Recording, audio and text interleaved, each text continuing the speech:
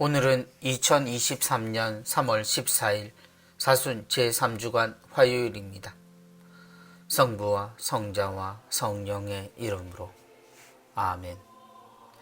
마테오가 전한 거룩한 복음입니다. 그때 베드로가 예수님께 다가와 주님, 제 형제가 저에게 죄를 지으면 몇 번이나 용서해 주어야 합니까? 7번까지 해야 합니까? 하고 물었다. 예수님께서 그에게 대답하셨다. 내가 너에게 말한다. 7번이 아니라 77번까지라도 용서해야 한다. 그러므로 하늘나라는 자기 종들과 셈을 하려는 어떤 임금에게 비길 수 있다. 임금이 셈을 하기 시작하자 10,000달란트를 빚진 사람 하나가 끌려왔다. 그런데 그가 빚을 갚을 길이 없으므로 주인은 그 종에게 자신과 아내와 자식과 그 밖에 가진 것을 다 팔아서 갚으라고 명령하였다. 그러자 그 종이 엎드려 절하며 제발 참아주십시오. 제가 다 갚겠습니다. 하고 말하였다. 그 종의 주인은 가엾은 마음이 들어 그를 놓아주고 부채도 탕감해 주었다. 그런데 그 종이 나가서 자기에게 100데나리온을 빚진 동료 하나를 만났다. 그러자 그를 붙들어 멱살을 잡고 빚진 것을 갚아라 하고 말하였다.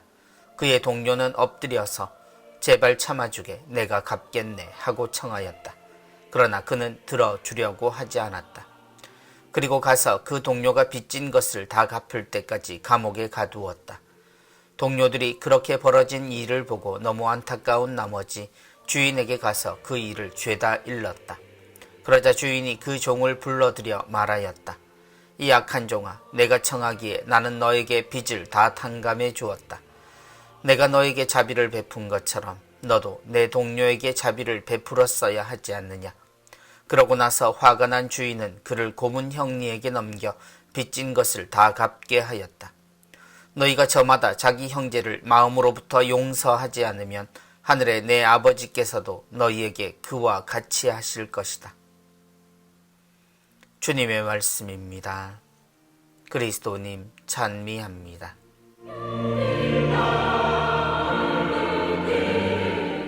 주님, 제 형제가 저에게 죄를 지으면 몇 번이나 용서해 주어야 합니까? 자신을 중심으로 모든 것이 결정되는 개인주의가 삶의 기준이 된 세상은 교회마저도 이 변화에 함께하기를 요구하곤 합니다. 이 말은 신자들 역시 개인주의화되고 있다는 이야기이지요.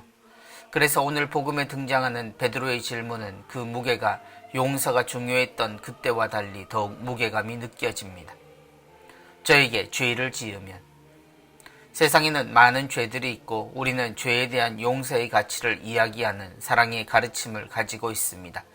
그런데 이 죄가 사회적 죄라든지 다른 곳에서 일어나는 불행한 사건이라면 용서는 너그러움이 되기도 하고 많은 동의를 구하는 가치가 되기도 합니다.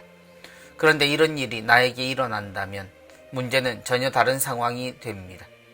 여기에는 그 죄를 지은 이가 내 형제라는 사실이 더 큰 문제가 되고 또 직접적으로 피해를 내가 받았으므로 보상이나 사죄 없이 용서는 생각하기 어려운 가치가 됩니다. 7번이 아니라 77번까지라도 용서해야 한다. 예전 같으면 예수님의 이 후한 말씀은 모든 생각의 기준이 되었을 겁니다. 그리스도인에게 이 말씀은 여전히 기준이지만 그럼에도 그 굳건함이 각 사람들에게 여전할까 하는 문제는 의문이 생기는 것이 사실입니다. 주님은 죄에 대한 분명한 태도를 지니셨습니다. 그럼에도 우리에겐 주님의 단호함을 볼 기회가 좀처럼 없습니다. 주님은 그보다 용서의 모습을 보여주셨기 때문입니다. 그래서 우리에게 생긴 오해는 죄를 지어도 괜찮다 혹은 누구나 죄를 짓는다는 말을 서슴없이 한다는 것입니다. 그럼에도 용서에 대해서는 그처럼 단호하고 호된 모습을 보이는 것은 주님의 모습과는 너무나 달라 보입니다. 용서는 권리가 아니라 죄인에게도 하느님의 자녀에게도 필요한 가치인데 말입니다. 하느님이 언제고 우리의 잘못을 허락하신 적은 없습니다. 그것은 언제나 우리가 선택하고 뒤틀어져 버린 일입니다. 그럼에도 하느님은 언제나 사람의 잘못, 그것도 당신의 거룩하심과 완전하심에 상처를 입힌 그 잘못에 용서를 하셨습니다.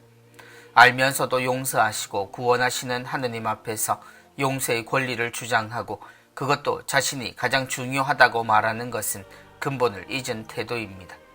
세상이 변한 것은 분명합니다. 그러나 그것이 우리의 변화를 요구하는 것은 꼭 아니라는 것도 알아야 합니다.